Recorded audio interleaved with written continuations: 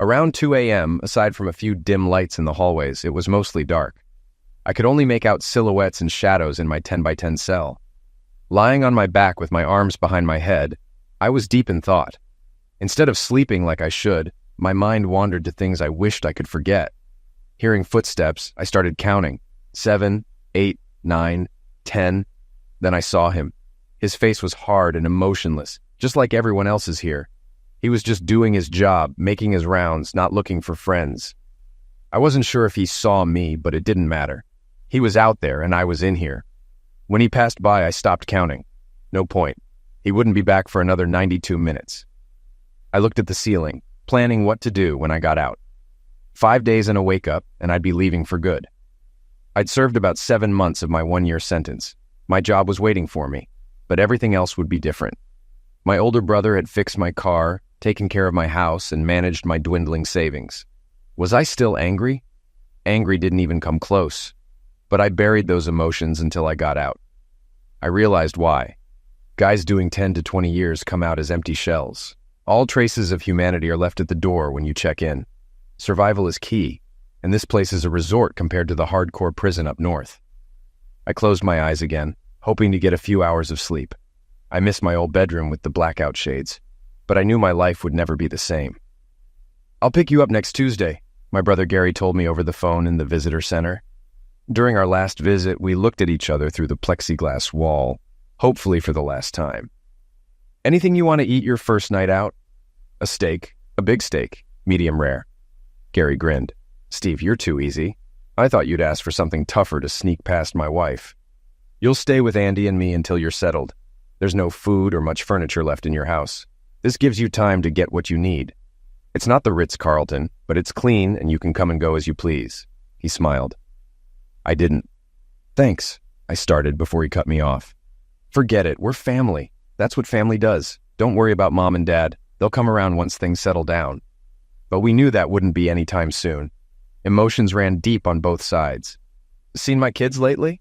2 weekends ago at Mom and Dad's. Heather looks the same, but John has this bowl-shaped haircut that's all the rage. It looks awful." I told him so. You know what he said? Said I wasn't his dad and didn't have to listen to me. I would have slapped him, but Mom was there. "You'll have your hands full with that one."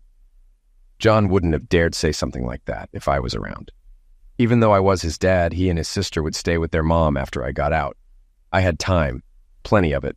Once I was out of this place, I'd wait for the right moment. No rush. Even though the divorce was final, I still owned half the house. Kathy owed me about $65,000 to buy me out. She likely raided our bank lockbox, grabbing all our bonds and CDs. Thankfully, I gave my lawyer a list of everything, so there would be no dispute when I got released, which would be soon. Kathy and my ex-friend Bob really screwed me over. But that was in the past. I was caught off guard the first time, and it wouldn't happen again. I was waiting, remembering, and looking forward to better days when I got out of this hellhole. Only then could I rebuild my life and start fresh. I hoped I could hold it together until then. Before jail, life was good because I never saw it coming. Weeks before, some so-called friends hinted they knew something but never said anything. What were they thinking? Did they think I knew and was okay with it? Everyone must have known. I would never have tolerated it, but people didn't want to get involved. We had a great marriage, I thought. 12 years, 2 kids, a nice house, and good jobs. Sure, we had minor disagreements, but I loved my wife and never imagined what she was capable of. We didn't have many friends, just a few couples from the neighborhood. Most had been married over 7 years and were about our age. We all had at least 2 kids, except Bob and his wife, Connie. They'd been trying to have a child forever with no luck. Kathy probably knew why, but I tried to stay out of everyone's personal business. Connie started drinking heavily about a year ago.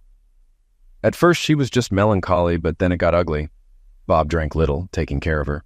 "Bob, honey, get me another drink," she'd start. By the end of the night, she'd be demanding drinks, and Bob had to carry her home. It was sad, but his problem, not mine. "Connie was a mess tonight," I said, getting ready for bed. "I think she passed out more than once. Greg and Judy probably left early because she started undressing and asked Greg to help her. No one was letting her near the pool." "I felt sorry for Bob," my wife said. "Connie's devastated about not having kids, but taking it out on Bob isn't the answer." I told her she could adopt, but she wouldn't hear it. She blamed Bob for their problems. "They'll either work it out or get divorced," I said. We're supposed to go out to dinner next week. I hope she behaves, but I'm not counting on it. I'll talk to her this week. Maybe she'll cool it for one night, my wife said, trying to be optimistic. Connie didn't cool it. Waiter, how's a girl supposed to get a drink around here? She yelled, slurring. She started on Bob again, and he was about to lose it when I intervened. Come on, Connie. You promised me a dance, I said, pulling her to the dance floor. She tried to refuse, but I insisted. I danced with her for 3 songs while my wife talked to Bob, who looked miserable. When we got near the hall, Connie excused herself to the ladies' room. After 5 minutes, I debated what to do. I asked 2 women going in to check on Connie. It wasn't good. Is she wearing a bright yellow dress? One of the women asked, peeking out of the restroom. When I nodded, she shook her head. She's passed out in a stall. If you want, I'll stand guard while you get her. I went in, propped her up by the sink, and splashed cold water on her face. It helped for a moment, but then she collapsed again. I practically carried her back to our table. Bob, let me help you get Connie to your car. She's out cold and won't wake up anytime soon. I stood there, holding a very drunk Connie. Bob looked embarrassed and angry. Steve, I've got it. Sit down. This isn't the first time, but it will be the last. Despite his objections, I carried her out while he grabbed her purse and said his goodbyes. I laid Connie on the back seat and patted Bob's back. Sorry, man. What else could I say?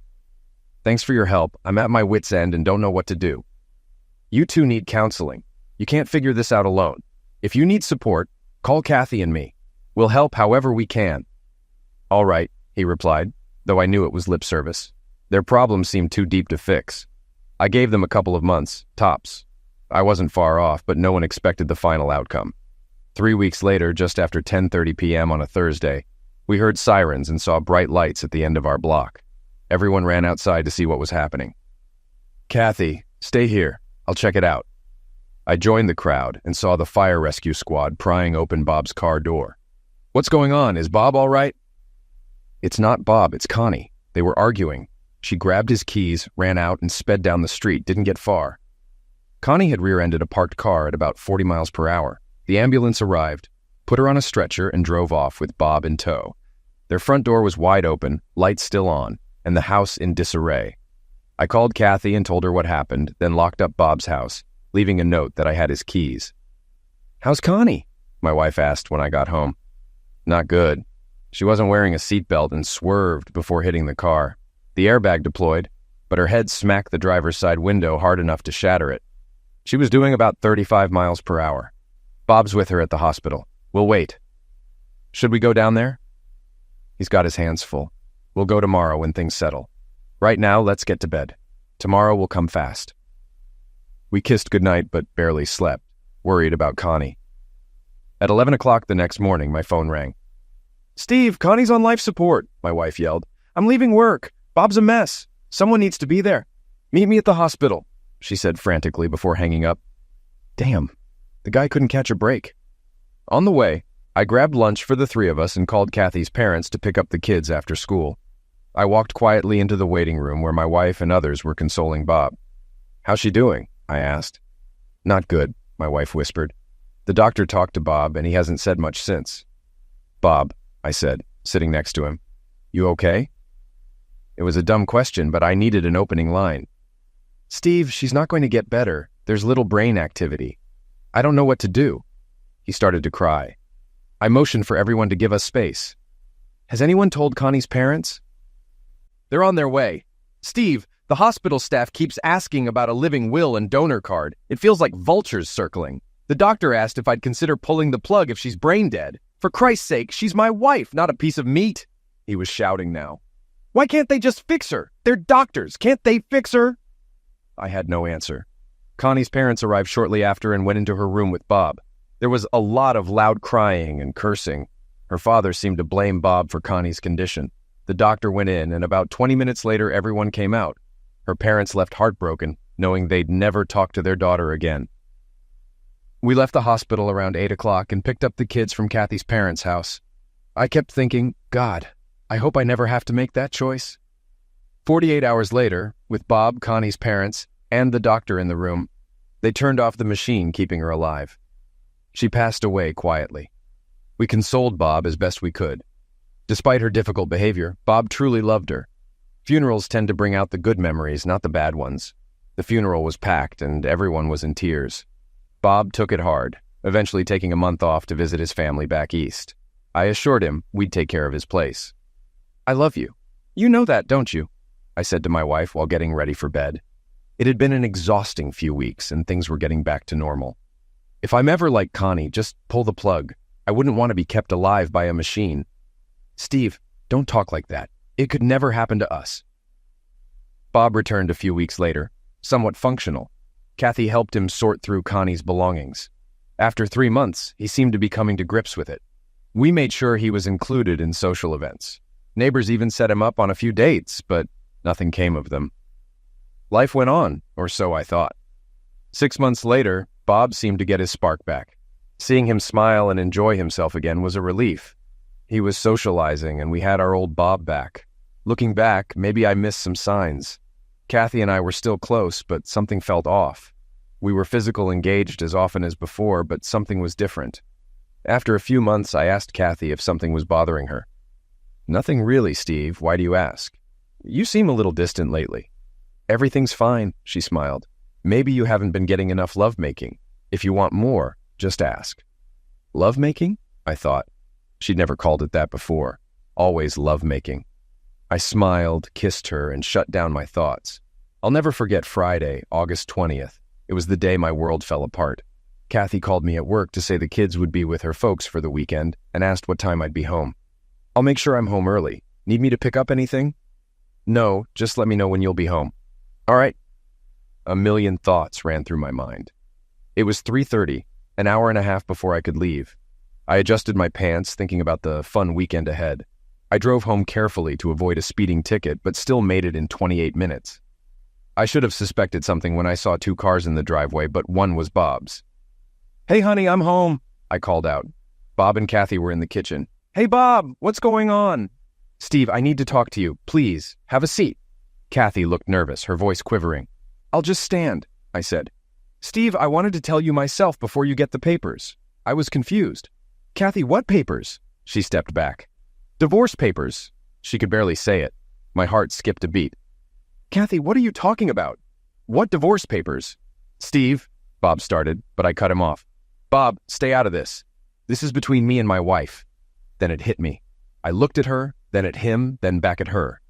"Bob, you should leave, now." My hands clenched into fists. "Kathy, you and I need to talk. Now," I shouted. "Bob, stay," my wife said. "Steve, this involves him too." "Bob, leave now or you'll be leaving in a body bag," I warned. He headed for the door. "Kathy, we need to talk." "Steve, there's nothing to talk about. I'm in love with Bob. I'm sorry." "You tramp. How long has this been going on? Even before Connie died?" Bob stopped, his eyes burning with anger. "Steve, you don't know anything." "Oh, I know enough. While I was consoling you, you were screwing my wife. Get out of my house, both of you." "Steve, it's my house too," Kathy said. "Not anymore. Get out." "I'll get my things and leave." "No, leave now." "Kathy, let's go," Bob said, pulling her to the door. "Listen to him," I taunted. "Steve, I'll come back for my stuff when you've cooled down." "You'll be dead by then," I spat. They left, eyes fixed on me. After they left, I lost it. 2 beers and a lot of destruction later, the house was a mess. I threw all of Kathy's belongings on the lawn and set the sprinklers to run for 4 hours. Then I locked the house and drank until I passed out. The next morning, I saw Kathy had taken her stuff. I was still angry and devastated. I didn't call anyone to tell them what happened, but I figured the neighbors knew. I called Kathy's parents to talk to my kids, but her mom wouldn't let me. "Steve, Kathy picked them up last night." "Nonsense, Fran." She was picking up her clothes from the lawn. "Let me talk to my kids." She hung up on me. I called back, but she didn't answer. Furious, I canceled all our credit cards and withdrew all the cash I could from the bank. I made coffee, ate some toast, and planned my day. Change the garage code, get new locks, and move anything valuable to my brother's house. Just as I was about to leave, the doorbell rang. I looked through the peephole and saw a man with a large envelope. He stayed for a few minutes, then left. I told my brother Gary and his wife Andy what happened and asked them to keep it quiet. Then I headed to Home Depot for new locks. On my way back, I saw Bob's car in the driveway and Kathy loading it. I should have driven by, but I was too pissed off for that. Instead of driving by, I sped up. With tires squealing, I turned into my driveway and crashed into the back of Bob's car. Bob jumped into his car just as mine made contact, pushing his car against the closed garage door. I reversed about 15 feet and floored it again, driving his car through the garage door. Steam billowed from under my hood, and my engine made a terrible noise, but it reversed again. I backed up 10 feet, floored it, but my car only moved Bob's a few feet before stalling. Heart pounding, I grabbed my son's aluminum bat from the garage and started swinging, smashing the driver's side windows and the windshield. I was about to open Bob's door when I heard loud voices behind me. "Drop the bat and put your hands on your head," a police officer ordered. I complied, dropping the bat and kneeling down. They handcuffed me and put me in the patrol car. Bob, shaken and scared, got out of his car. I wanted to threaten him, but couldn't. My wife was crying, talking to the police and looking at me. I smiled back. Taken downtown, I was booked and given one call.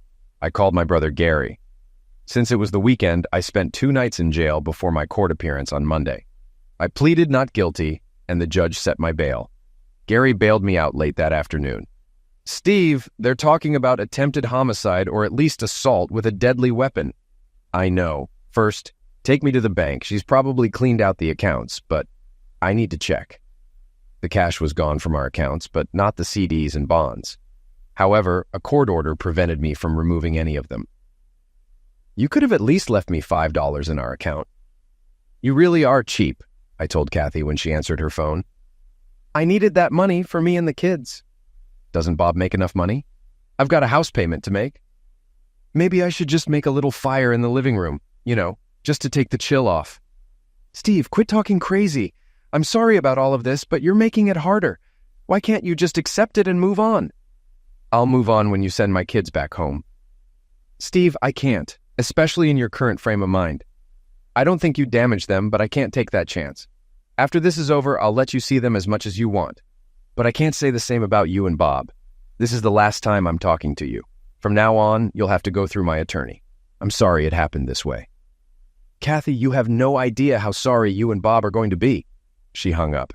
At my court date, my attorney pleaded temporary insanity, arguing my actions were impulsive after Kathy's revelation. Kathy and Bob claimed they feared for their lives and mentioned a restraining order. "Mr. Moore," the judge said, "did you tell Mr. Kelly that if he didn't leave, he'd be leaving in a body bag?" "I don't remember my exact words, Your Honor. It may have been something like that. But how would you feel if a friend was with your wife behind your back?" The judge was unimpressed, and my lawyer quietly reprimanded me. "Steve, say nothing. Do you understand?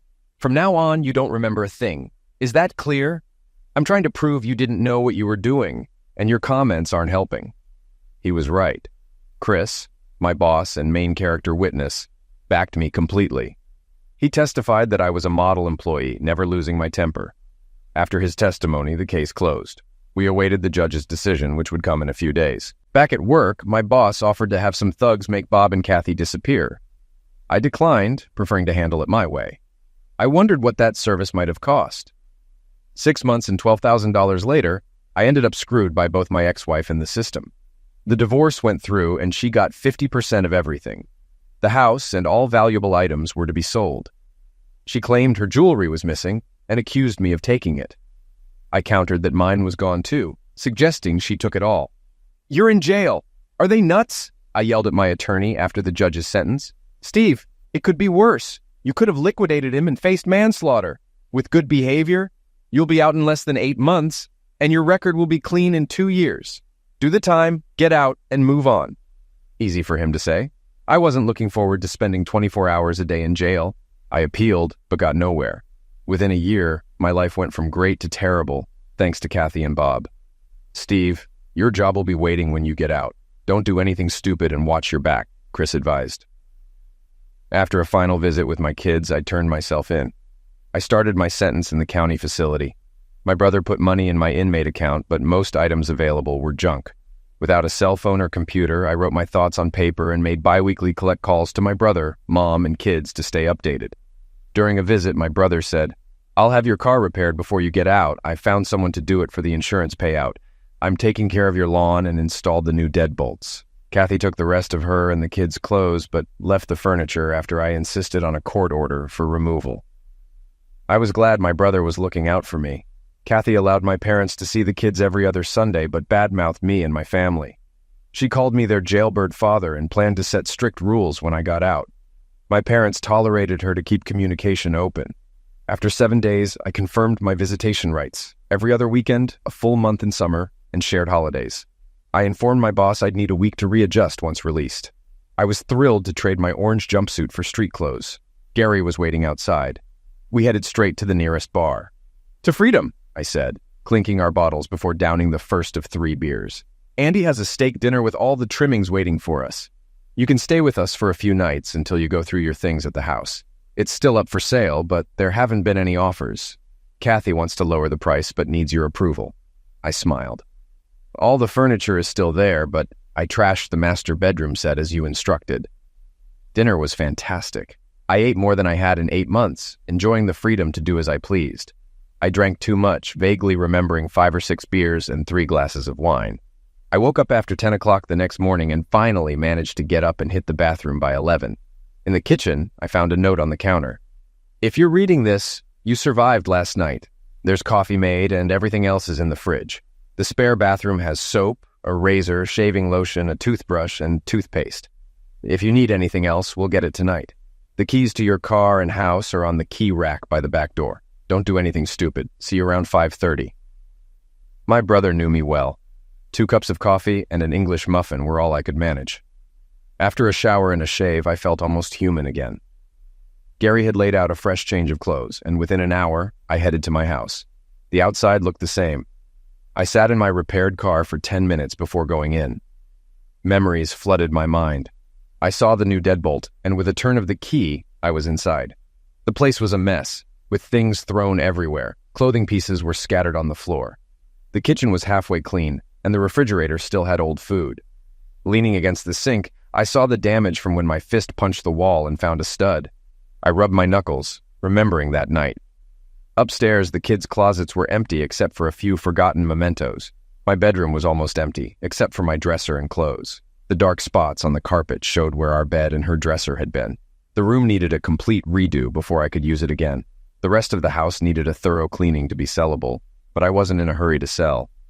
I made a list of repairs and decided I just wanted it done, not necessarily by myself. At the bank, I confirmed she had emptied the lockbox. I needed written proof from the bank and was told they had video recordings as additional proof.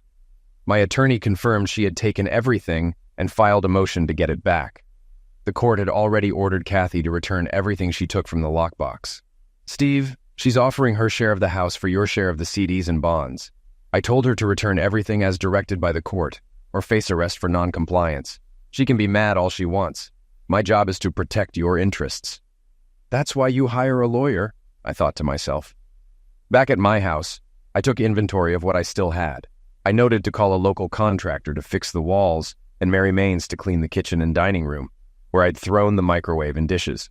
Utilities were still on so I could move back in once I bought a bed. I just needed a queen-size bed and found a decent set for $900. At least I wouldn't be sleeping on a mattress that my ex-wife had shared with someone else. Hank, the contractor, came over Saturday morning to give me an estimate. "Your walls are solid. Must have hurt when you punched that stud," he said with a smile.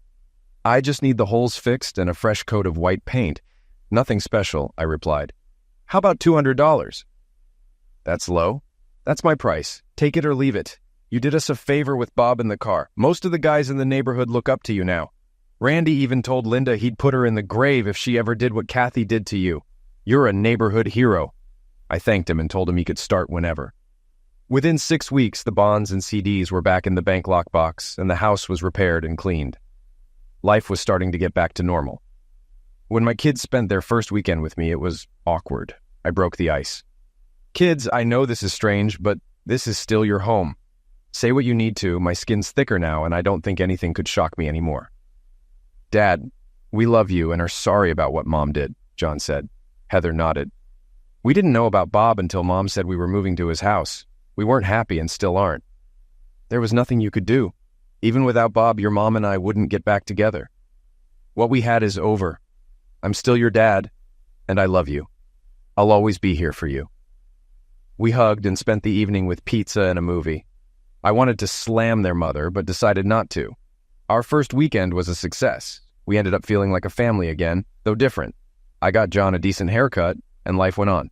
I went to work, had a small social life, and spent time with the kids. John started soccer and Heather dance, keeping me busy. Everyone except my brother told me to move on and start over. You're still young, you can find another girl, get married, and start a new life. To them, I'd just say, forget it. I wasted 14 years on that witch. If I want to stay mad, that's my right. They hadn't gone through what I had over the last 2 years. Sometimes you need that pound of flesh to make the pain go away. And that's what I was going to get, one way or another. Kathy wanted to lower the house price. I refused. She was pissed, but I didn't care. Steve, it won't sell at this price in this market. We need to drop it by at least $20,000. If you want to give up $20,000 of your share, fine. Otherwise, the price stays. We eventually divided the bonds and CDs. She spent hers on a new car and a vacation with Bob. I banked mine to start a nest egg. 8.5 months after jail, Bob's house caught fire while they were at a soccer game. Someone had doused the electrical box and rear of the house with gasoline. The back half was ruined and they had no power. The next day, 2 police officers came to my door. At the station, they got nothing from me. I was at a neighborhood party with at least 10 witnesses, I said. Steve, you were only a block away. You could have done this, one officer accused. Prove it, I replied. When I'd had enough, I stood up. Charge me, release me, or I'm calling my lawyer. We're releasing you, but keeping an eye on you. Mentally, I checked off my list. 1 down, 2 to go. I volunteered to take the kids since they couldn't stay in a powerless house. Repairs would take at least 2 months, so we had a mini vacation together. Steve, I know you did it, no matter what the police say, Kathy said, picking up the kids one night. I don't know what you're talking about. I was with our friends. Too bad you and Bob aren't invited anymore. Maybe I could put in a good word? I suggested sarcastically. Don't bother. We wouldn't go even if they begged us, she responded, sounding bitter. Well, you have each other and that's all that matters. For now. What's that supposed to mean? She asked, wide-eyed. Nothing. Just that you two are lucky to have one another. I smiled, not just on the inside this time. The kids wanted to spend more time with me, which didn't sit well with Kathy or Bob. I heard about shouting matches between Bob and the kids, with them telling him he wasn't their father. Kathy told me to stop stirring up trouble. Kathy, I don't badmouth you to the kids. You're their mother, and I've told them they have to listen to you. How about Bob? Him? He's a backstabbing idiot who's lucky to be alive. Besides that, he's a nice enough guy. If looks could eliminate, I'd be dead. He's good to your kids. Stop badmouthing him to them. Not going to happen. He's nothing to me, and I pray I get to piss on his grave one day. She gave me a deadly look. Not that I'd injury him, of course. Steve, so help me. What are you going to do, Kathy? Cheat on me? Divorce me? Put me in jail? Make my life hell? Oh wait, you already did all those things. You can't do any more to me. Go back to your husband and leave me alone. Without another word, she walked away. And to think I once loved her. I watched her go, shaking my head. Work was going great. It took me just a couple of weeks to get back up to speed. Chris soon pushed me to take over 4 more accounts. With no kids or anyone else at home, I had the time. After contacting the customers, I scheduled 2-day trips to each facility to get familiar with their operations. 3 accounts were easy, but TW Incorporated was different. They were changing their manufacturing process, requiring monthly trips to keep up. The assigned person was knowledgeable but disorganized and arrogant when I pressed for needed data. Chris, if I don't get what we need, it'll screw up their system. After 2 calls, I got an intermediary between the engineer and myself. From then on, I met with Monica, who worked directly with the engineer, Steve.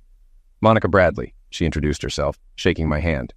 She had a degree in process engineering and had been with the company for about 5 years. We worked well together, and she got me everything I needed. 2 weeks before finishing Phase 1, I asked her out to dinner. Monica, I'd like to take you and your husband out to dinner as a thank you. The Hilton, where I'm staying, has a great restaurant. How about 6 o'clock? We shook hands, and I left the plant by 4:30. After catching up on paperwork and emails, I headed to the restaurant. At 6 o'clock, Monica arrived alone. Where's your husband? I asked. Parking the car. Steve, I'm not married. Oh, sorry. I assumed, I said, noticing the rings on her hand. I wear these rings to keep things professional. No one hits on a married woman, avoiding maltreatment issues. Plus, married people seem to get promoted faster. I guess because they seem more stable. How do you manage company functions? I just say he's on the road or something. They don't ask anymore. Well, you had me fooled. We had a wonderful dinner, and by the end, I shared highlights of my last 2 years. I can't believe they did that to you. That really sucks. Tell me about it. But it's in the past and I'm moving on with my life. I was trying to rebuild my life, though revenge was still a priority. Steve, you're young and many women would love a guy like you, she said, smiling and blushing. You're probably right, but I haven't had the time or ambition to date again. I'm still cautious. Well, you asked me out, didn't you? You and your husband, I corrected. If I hadn't been married, would you still have asked me out? Probably. You're easy to talk to and not a pathetic twit like my ex. I'll take that as a compliment, she said, laughing. Dinner went great. I left the next day and wouldn't be back for a month. I asked her to call me weekly, especially if anything came up. I started feeling more at ease around women, even those outside my inner circle. We went out most nights when I visited, which was every couple of weeks. I still had trust issues, but was working on them. Phone calls and emails kept us in touch. After a couple of months, we started kissing and more. I was finally ready to take it to the next level. Am I becoming normal again? I wondered. When Monica said she had a conflict Wednesday night, I thought nothing of it. We'd been physical engaged on Tuesday, and I had forgotten to get contraceptives. Steve, let's plan for a whole evening on Thursday, she said, kissing me. Thursday, I'll remember to bring protection, I thought. Wednesday, I looked for a new restaurant on the city map. After 6 trips, I'd tried all the local places. I found a nice Indian restaurant about 25 minutes away and decided to give it a try. I ordered a beer and the sampler platter and was ready to relax. I heard a familiar laugh and, to my surprise, saw Monica with another man. They were clearly on more than a first date, holding hands and laughing. I lost my appetite, finished my beer, paid, and left. She didn't seem conflicted, I thought. I avoided her on Thursday and went to McDonald's for lunch. By 3 o'clock, Monica was shadowing me, smiling and flirting. You take care of your conflict last night? I asked. Yes, and tonight you're all mine. I found a quiet, physical, engaged Indian restaurant with a fabulous sampler platter. I looked into her eyes. What type of food is it? Indian food. Her face went pale. I was there last night and saw someone I knew. What are the chances, Monica? I never blinked. Steve, I can explain. No need. I got rid of one lying witch. I don't need another. I walked away and cut my trip short. After ignoring 4 emails, I never got another one. Trust issues still plagued me, and Monica had worsened them. I was reassigned to someone else, thankfully a guy. 3 months later, I got an early Christmas present. Bob was run over by a car while crossing the street. Witnesses only saw a black 4-door car with tinted windows, which matched my black BMW. Saturday night, the police came to my house. My neighbor, Tom, watched as they approached. Mr. Moore, we'd like a word, the shorter officer said. Sure, no problem, Tom. I'll talk to you later, I told my neighbor. Mr. Moore, do you own a 2002 320i black BMW? The other officer asked. Yes, what's this about? I replied, joking about a parking ticket, but they didn't laugh. Is the car here? Yes, it's in the garage. What's this about? I asked. Sir, we'd like to see the car now. I opened the garage. One officer retrieved a camera and started taking pictures of the front right side of my car. Can you explain these scratches and marks on the bumper? Not a clue. After 8 years, some nicks and scratches are normal. Now that I've answered your questions, what's going on and why are you interested in my car? Mr. Moore, there was a hit and run yesterday, and witnesses described a black sedan with dark windows, like your car. And like a million others in town, I replied, annoyed. Why me? Did my license plate match, or did anyone identify me as the driver? The witnesses only saw the car. Well, as you can see, there's no significant damage to the front end. I can account for my whereabouts from 8 a.m. to 6 p.m. yesterday. Why pick on me? Your history with the sufferer and past threats prompted this visit. Thank you for your cooperation. We'll be on our way. Wait, I called as they walked back to their car. Who was hit? Mr. Robert Kelly. I smiled. Is he dead? No, but he's in critical condition. They walked away and I went inside, opened a bottle of wine, and ordered a pizza. I ate most of the pizza and drank the entire bottle of wine in celebration. The neighborhood buzzed with gossip about Bob.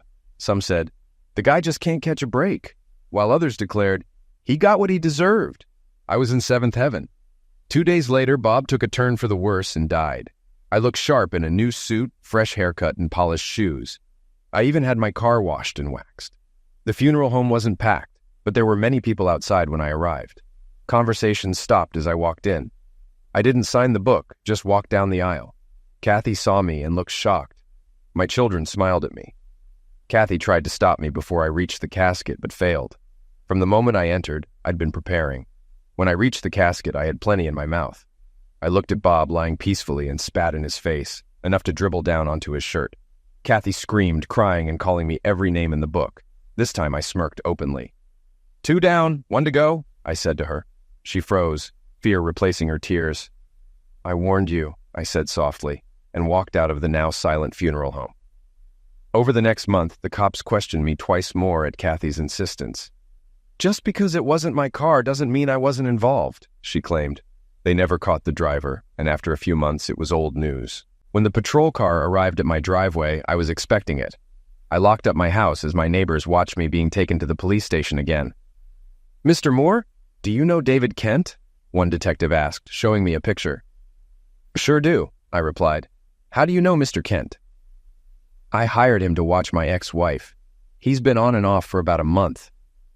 I pushed the picture back. Why did you hire Mr. Kent to watch your ex-wife?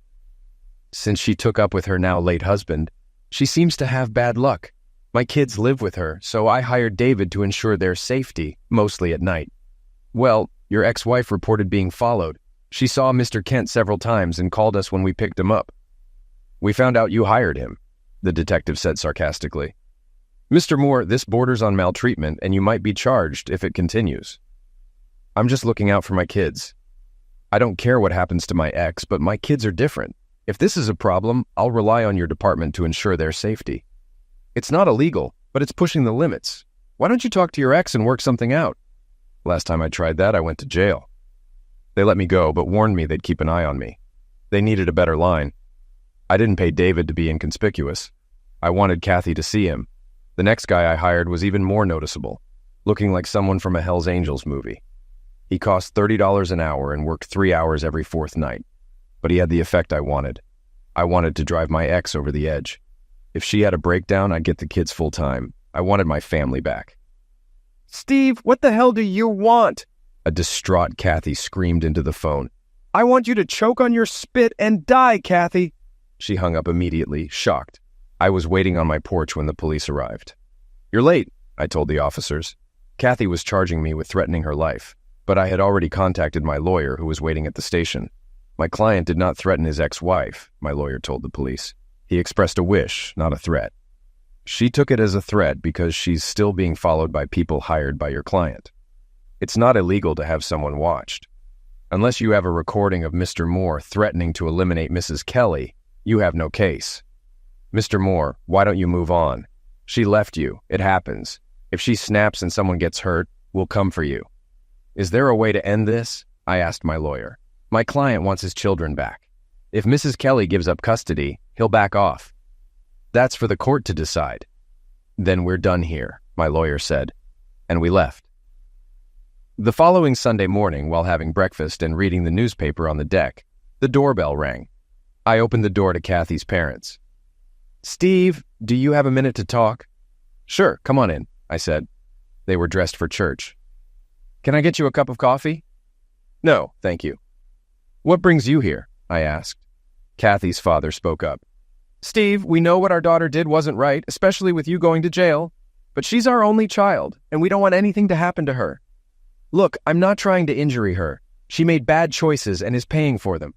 I want my children back. They're better off with me, especially since she's having bad luck. I'd hate for something to happen to them if something happens to her. They stared at me, unsure of what to say. Steve, we'll talk to her. But you know how she is, Kathy's mother said, trying to ease the discomfort. That's where you're wrong. The woman I married would never have cheated or thrown me to the sharks. I don't recognize her now except as the mother of my children. I want her to suffer a horrible and painful end of life. I don't forgive, and I don't forget. They left quickly. I think I made my point. Thursday evening, the visitor I had been expecting finally arrived.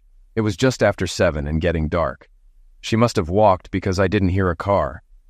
She rang the bell. I looked through the peephole and let her in. She was already angry when she walked through the door. I had expected a phone call, but seeing her in person was better. Come in, Kathy. Want a drink? Acid? Hemlock on the rocks? I said, shutting the door.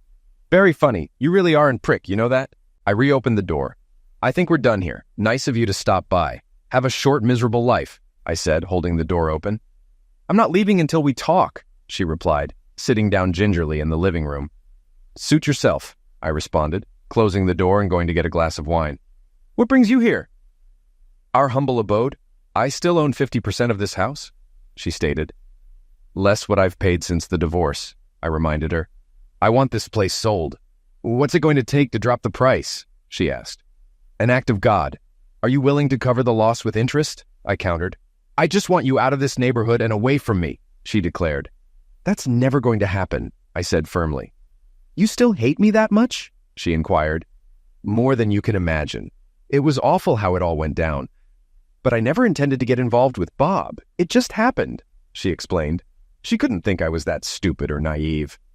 Nonsense, Kathy. Nothing just happens unless he put a weapon to your head. You went willingly. Was he so much better in bed that you destroyed our marriage and family?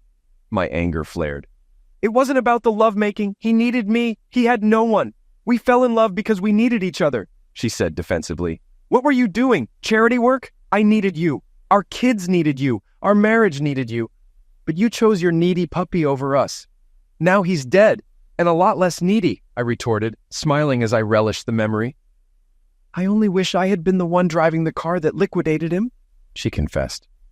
Steve, you've become so hateful. Taking pleasure in someone's misfortune is sick, she admonished. I'd like to say I did this to myself, but you and your lover played a big part. That's a cop-out, Kathy. 60% of marriages fail. Not all spouses go around hating the other, I pointed out. I don't care about anyone else's marriage but mine. How long was I the fool? She asked. Does it matter? I questioned. To me it does. 2 months, 3, 5, she probed. About 5 months. It just happened the first time and I almost told you. I was devastated, she revealed calmly, sounding rehearsed. But you didn't tell me, and you weren't that devastated because it kept happening. How many times did you screw him in our bed? I demanded. Never! I wouldn't do that to you, she said angrily. So it was okay to screw him everywhere else?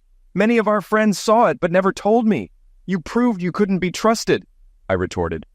So where do we go from here? This house is our last connection, she said.